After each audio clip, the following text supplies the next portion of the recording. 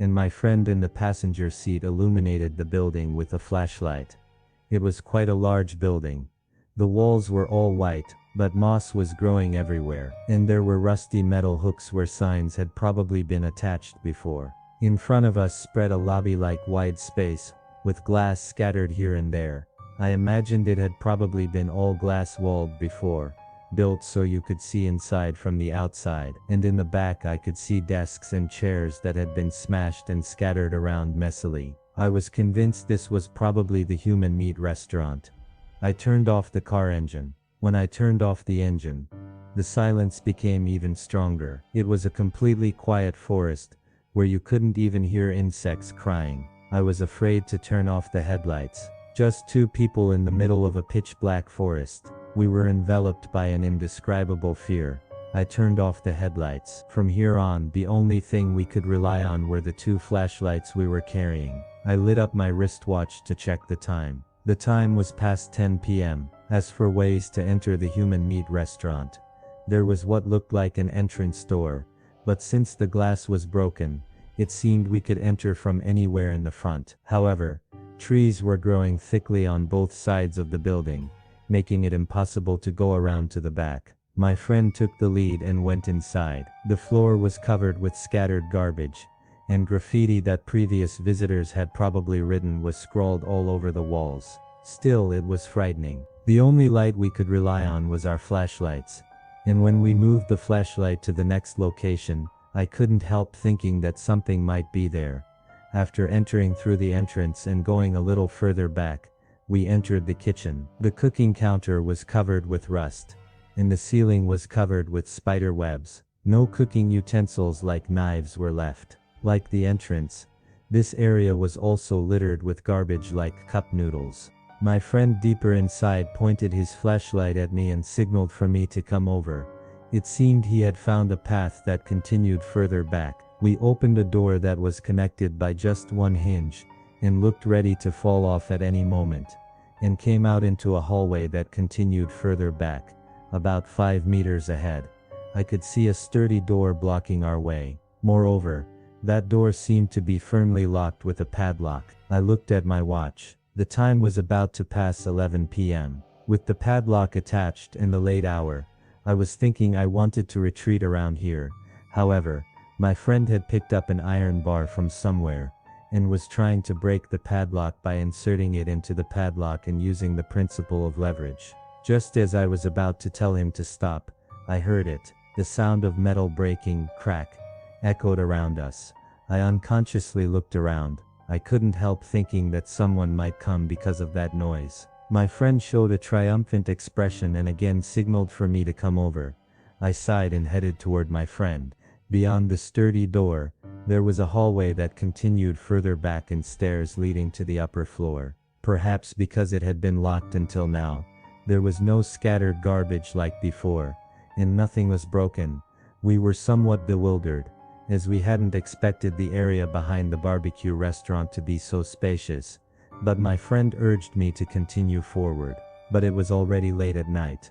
I suggested to my friend that we split up from here. My friend, perhaps knowing the current time, reluctantly agreed to my suggestion. We decided that after each of us looked around briefly, we would meet back at this location. My friend would continue ahead through the door, and I would look at the second floor. I looked up at the stairs from the darkness.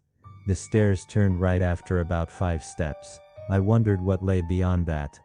Wasn't someone standing there? Such thoughts slowed my steps. Crash! I almost screamed out loud.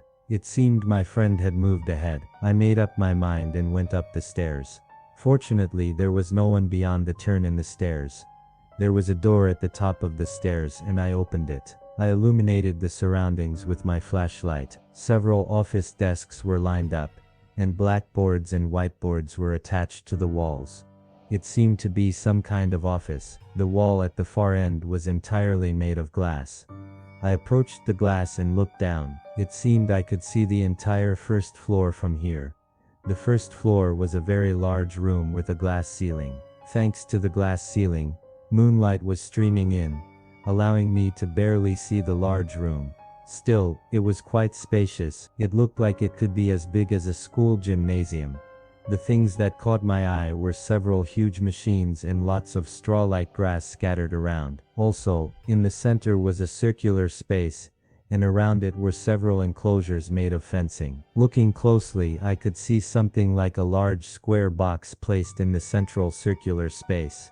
I couldn't see more clearly from here. I thought for a while and figured out what this room had been used for. It was probably used for meat processing. They kept cattle and pigs in the fenced enclosures to raise them, and dismantled them in the central space, and part of the butchered meat was served as dishes. If the rumors were true, surely people were also dismantled here. Thinking this way, the eeriness became even stronger. While I was looking down thinking such thoughts, I could see lights moving here and there. It was my friend looking around the lower floor. My friend was walking near the large machinery, but after watching for a while he went behind the machines and disappeared from view. After that I looked around the room I was in, then went down the stairs I had come from and waited in the hallway for my friend to return. I wonder how much time had passed. My friend still hadn't returned. No matter how large the room was, it was about time for him to come back. Had something bad happened to my friend? I readied my flashlight again and opened the door my friend had entered. Since I had been watching from above earlier, I roughly understood the structure, but actually setting foot on the floor it was very spacious. A passage should continue from the door I entered to the back, and at its destination should be the circular space I saw from above. Along the way, large machines were placed on both sides of the passage. If I called out loudly for my friend, I might find him immediately, but the surroundings were completely quiet, and for some reason I couldn't raise my voice. I had no choice but to proceed carefully while watching my surroundings. Maybe my friend would jump out from some shadow to scare me. Every time I walked, the straw under my feet rustled, making a swish, swish sound. I walked a little along the passage extending from the entrance. The circular space I saw from the second floor should be visible soon. As expected, after walking a little the circular space came into view, and the square object that I couldn't see clearly from the second floor gradually revealed its form. The square object became clearer with each step. It didn't take long to realize what it was. The square object was a huge refrigerator. Not a household refrigerator, but a large commercial refrigerator, sitting there alone. Why in such a place? It was extremely unnatural. In such a place, nothing inspires more fear than something that feels unnatural. I approached the refrigerator. The refrigerator was covered with rust, and didn't look like it could possibly work. I put my hand on the handle and tried pulling it toward me. Rattle, rattle. Was it locked? The door wouldn't open. I tried pushing and pulling for a while, but the door never opened. I turned my back to the refrigerator, to head toward the large machinery, where I had lost sight of my friend from the second floor, to search for my friend again. I walked a few steps. At that moment, my body froze at the sudden thunderous sound. I immediately realized where it was coming from. Right behind me, the refrigerator. The refrigerator that I had assumed was broken, began operating with a tremendous fan noise. I steeled myself and turned around. My legs wouldn't stop trembling from sheer terror. I was getting completely confused. Why did the refrigerator suddenly start working? For several dozen seconds, I just stared blankly at the thundering refrigerator, until eventually the sound stopped, and then, creak, the refrigerator door opened. A heavy, dull sound echoed throughout the room. The door opened extremely slowly, revealing what had been hidden inside. Familiar eyes, familiar nose, familiar mouth, a familiar face. My friend's head was there. My friend and I had known each other since middle school. In middle school we walked to and from school together almost every day and played a lot. In high school and college, we went to different schools, and afterwards my friend got a job at a local company while I got a job at a company in Tokyo. Even though we lived in different prefectures, whenever I returned home, we would always go out drinking together. He was a precious friend I could talk to about anything. That friend's head was placed inside the open door. Blood was flowing from both eyes and his pupils were pointing in different directions. and from his mouth a long tongue like a snake was sticking out. It had probably been cut off and forced into his mouth. I urinated myself, and my legs, which had reached the peak of trembling, lost the strength to support my body weight, and I collapsed to the ground. All I could do was grieve and sit there in stunned silence. And then, clang, clang. From somewhere I could hear the sound of metal scraping. The sound seemed to be coming from deep inside the refrigerator, from the darkness where moonlight couldn't reach. I pointed my flashlight toward that sound. Something gradually emerged from the light. Slowly, slowly. It was a man holding an extremely long knife in both hands, wearing a blood-stained apron and gloves, and a woman wearing my friend's blood-soaked clothes. The woman was gripping a human arm in her hand. Was what the man held in both hands a knife for beheading cattle? The blade was completely rusted with blood caked on it. The man was smiling as he repeatedly rubbed the knives in both hands together. The arm the woman held had my friend's wristwatch wrapped around it. The woman was frantically trying to remove that wristwatch. I didn't want to think about what that wristwatch meant.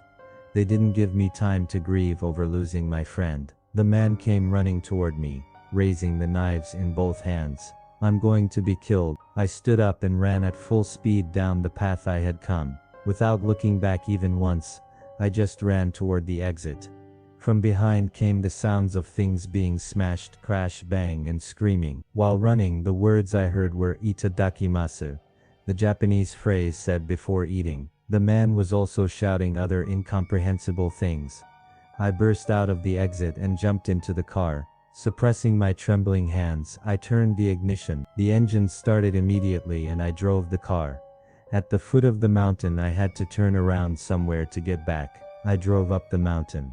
As I climbed the winding mountain, fog began to cover the area. Due to the fog, visibility was almost zero. I was forced to slow down and look around carefully for a space where I could turn around. As I continued driving while looking around, a sturdy iron gate appeared, marking the end of this road. The gate was wrapped with multiple chains, and even if I tried to ram it with the car, it probably wouldn't open. Seeing this, I stopped the car, and I cried thinking about my friend. While crying, I looked out the window. Then I took out my cell phone. To Mom. Subject: sorry. Message: Mom, I'm sorry. I'm going back to Tokyo after all. Something urgent came up. I wanted to eat Mom's cooking after so long, but that's too bad. I'll come again. I'm really sorry. After finishing sending the message, I closed my cell phone, and then, the man who had been standing beside me this whole time, seeing me close my cell phone, he smashed the car window.